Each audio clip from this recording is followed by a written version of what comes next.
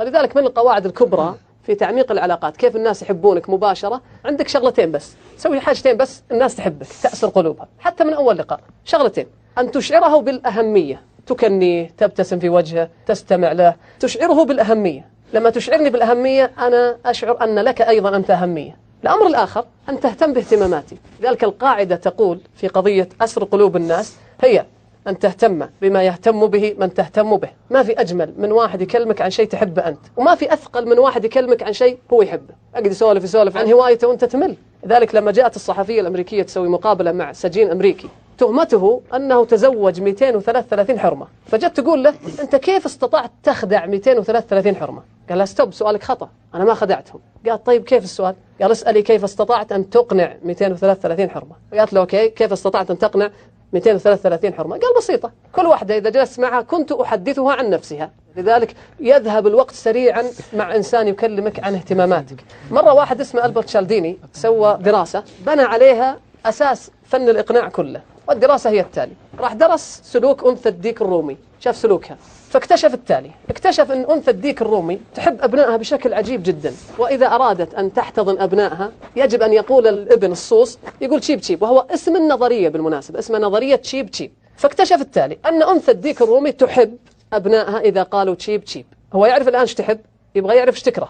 طيب ما هو أعداء وأكبر عدو لأنثى الديك الرومي؟ فبحث وجد أنها تكره ابن عرس أو النمس، ما تحبه، إذا شافته تثور وتتحول من دجاجة إلى أسد وتهاجمه وتبعده. فهو قال: طيب هي تحب الأبناء إذا قالوا تشيب تشيب، وتكره كثيرا النمس أو ابن عرس، ما تحبه أبدا، حيوان. فقال: طيب. راح جاب دمية على شكل ابن عرس وركب فيها مسجل تشيب تشيب. أول ما شافت الدمية هجمت عليه، شغل تشيب تشيب، فوقفت الدجاجة، فلما شغل تشيب تشيب احتضنته. لكن تتخيل أنها تحتضن العدو. ثم أظهر أولى قواعد الإقناع، وعليها أسس الإقناع، أن لكل إنسان في هذه الحياة تشيب تشيب خاص به. فإذا الذي بينك وبينه عداوة أنه ولي حميم. متى؟ ادفع بالتي هي أحسن. وبالتالي تستطيع أنت عندما تعرف التشيب تشيب خاص بوالدك، وش يحب وش يكره، بوالدتك وش تحب وش تكره. تظل الأم مهما كان عمرها تظل في نظر نفسها بنت فتاة، تحب أنك تقول لها شعرها، ملابسها، عطرها، اشكرها على طبخها، اشكرها على سلوكها، على وجودها في الحياة، وبالتالي أنت تحسسها بقيمتها. أن تشعره بالأهمية، أن تتحدث عن اهتمامات جمعها محمد صلى الله عليه وسلم في حديث واحد: يا أبا عمير ما فعل النغير. يا أبا عمير إشعار بالأهمية، ما فعل النغير حديث عن الاهتمامات. النغير له طيره، كان يسأل النبي صلى الله عليه وسلم: ايش سوى طيرك؟ فحدثه بما يهمه، فكان يحب ملاقاة النبي صلى الله عليه وسلم، وكلنا نحب ملاقاة محمد صلى الله عليه وسلم. المفهوم الذي أريد أن أطرحه ابتداء هو التالي: مفاهيم مؤلمة في التواصل والعلاقات. المفهوم الأول: خلف كل علاقة حاجة ومصلحة، شئنا أم أبينا. يعني مصلحجية نحن؟ الإجابة نعم. وهل المصلحجي إنسان سيء؟ الإجابة لا. أليس من الحكمة أن تبتعد عمن يضرك؟ أليس من الحكمة أن تقترب ممن ينفعك؟ متى تكون المصلحجية سيئة؟ إذا كنت تأخذ ولا تعطي، تأخذ ولا تشكر، هنا نقول أنت سيء. أما أن تمارس بشريتك في أن تقترب ممن تحتاجهم، فهذا أمر طبيعي في الإنسان، لا يستطيع الإنسان إلا أن يكون كذلك. وإذا جاء واحد اتصل عليك كثير وأخذ حاجته ثم قل تواصله، لا تقول سحب علي، لا تقول مصلحجي، لا تقول هذا إنسان ما يعرف ما له قيمة، هذا إنسان بعيد عنكم، فيك كذا وفيك كذا. لا، قل سبحان الله، يمارس بشريته، طبيعته. طيب من بيرتاح أكثر الآن لما تقول هذا الكلام؟ أنت ترتاح نفسيا لأنك عرفت فلسفة الأمور. لذلك كلما زادت حاجتك مع الإنسان زاد تواصلك، هذا طبيعي. حتى مع أبوك وأمك، الجواب نعم. لماذا تحب أمك أكثر من أبوك؟ لأنها تلبي حاجاتك، تعودت وانت صغير أنها تلبي الحاجات أكثر من الأب. هذه من زاوية ثانية. واحد من الشباب يقول لي: والله يا أخي مرة قلت لأبوي يشتري لي سيارة، ذاك الأسبوع اللي أبوي يدور فيه السيارة لي، يا أخي مشاعري تجاهه مو طبيعية، ما أحب القهوة إلا معه، ما تسر عيني النظر إلا إلى وجهه. أنا لهالدرجة طبيعي أنك خلف كل علاقة حاجة. لذلك العلاقات صمغها تلبية الحاجات.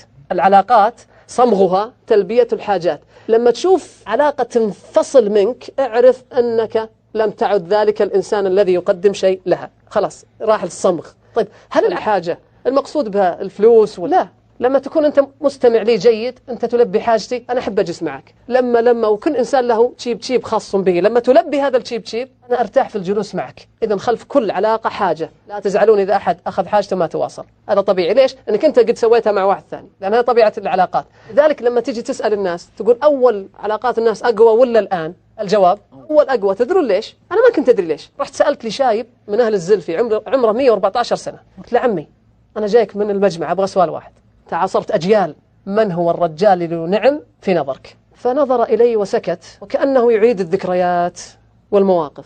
قال لي يا ولدي الناس الآن كل رجال ونعم. توقعت أنه يسب الجيل هذا. قلت له ليش؟ قال دام كل واحد فلوسه في مخباته ما هو محتاج للثاني، فكل الناس ونعم. أول يا ولدي أنا لازم أتصالح مع جاري، لازم، لأني بروح وهو يرعى مزرعتي وأبنائي، فحاجتي له تجعلني أتواصل معه. لذلك يخرج لنا المفهوم الثاني في العلاقات، على قدر حاجة الناس منك يكون احترامهم لك. الناس ليش تحترم المدير؟ الصلاحيات اللي عنده، يفيدني ويمكن يضرني، أنا أحترمه. شئنا أم أبينا، شوف مفاهيم مو بحلوة بس إحنا لازم نخرجها فوق السطح نناقشها. أعطيكم مثال، إحنا كلنا بنروح لمكة ورحنا بباص، في منطقة في الطريق مثلا خلينا نقول 70 كيلو، خرب الباص، ما في إلا محطة واحدة، ما في إلا عامل واحد في تلك المحطة، وكانت أخلاقه نزقة. إحنا نحتاج الآن. فقلت لكم يا جماعة أرجوكم لا أحد يقول له شيء. فجيت أكلمه أنا فأقول له لو سمحت ما في، أنت ما في كويس، أقول أنا ما في كويس، أنت خربان أنا خربان، وأنتم مرة متضايقين. صلح لنا حاجته أو حاجتنا، مشينا، قلت لكم خلاص افتحوا الدرايش الباص وخذوا راحتكم. احنا مضطرين نحترمه. ليش؟ قاعد يقدم لنا حاجة نحترمه لحاجته. لذلك احذر انك تجي يوم من الايام وتقول والله اهلي ما يحترموني، ما لهم حاجة فيك، لانك تاخذ ما تعطي. وبالتالي البنت اللي تقول والله اهلي ما يحترموني، الاحترام لا ينزع، الاحترام يفرض عليهم. أنت تفرضين من خلال ما تقدمينه، فإذا افتقدوك افتقدوا خدماتك احترموا وجودك. لما يجيك واحد يقول لا أنا مستغني عن الناس، بكر أبو زيد رحمة الله عليه يقول من المناهي اللفظية في الدعاء أن يقول الإنسان اللهم لا تحوجني إلى أحد من خلقك. قال لأن هذا تعدي في الدعاء. حتى أن الإمام أحمد سمع واحد يقول اللهم لا تحوجني إلى الناس، فقال ذلك رجل دعا على نفسه بالموت. لابد تحتاجه. إن الله عز وجل يقول أهم يقسمون رحمة ربك، نحن قسمنا بينهم معيشتهم في الحياة الدنيا ورفعنا بعضهم فوق بعض درجات وجعلنا بعضهم لبعض سخرية. ليش؟ هذا يخدم هذا، هذا يخدم هذا. حتى في المثل يقول إذا أنت أمير وأنا أمير من يقود الحمير. إذا لازم في توزيع أدوار مبني على الحاجات. حتى العلاقة في الله ترى ما دام يذكرك في الله فأنت محتاجه. طيب إذا صار ما يذكرك بالله انتزعت الحاجة انتزعت العلاقة. إذا المفهوم الأول على قدر الحاجة تكون العلاقة. 2 على قدر الحاجة يكون الاحترام. 3 وهو أغرب من الأول والثاني، العلاقة كلما قويت قصر عمرها، كلما قويت قصر عمرها. لذلك إذا واحد مرة معجب فيها أنت وانبسطت مرة معه هدي شوي، لأن العلاقة إذا استمرت تحولت إلى تعلق، وإذا تحولت إلى تعلق قصر عمرها خلاص.